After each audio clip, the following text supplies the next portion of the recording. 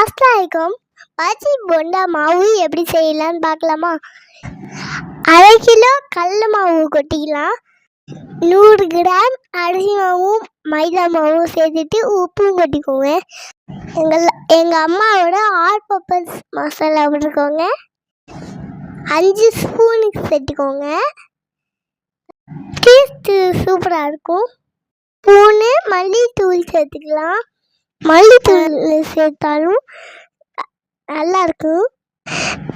மிளகுத்தூள் ஒருத்தர் சேர்த்துக்கலாம்.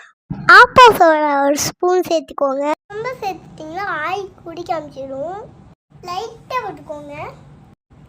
பெருங்காயம் பவுடர் ஒரு ஸ்பூன் சேர்த்துக்கோங்க. இது நல்லா கிளறி விட்டுடலாம். இதில் பாக்ஸில் போட்டு வச்சு அவசரமாக நோம்புக்கு தொடக்க வச்சுக்கலாம். இந்த வீடியோ உங்களுக்கு பிடிச்சிருந்தா எங்களுக்கும் நீங்கள் துவா செய்யுங்க. தேங்க்ஸ் ஃபார் வாட்சிங்.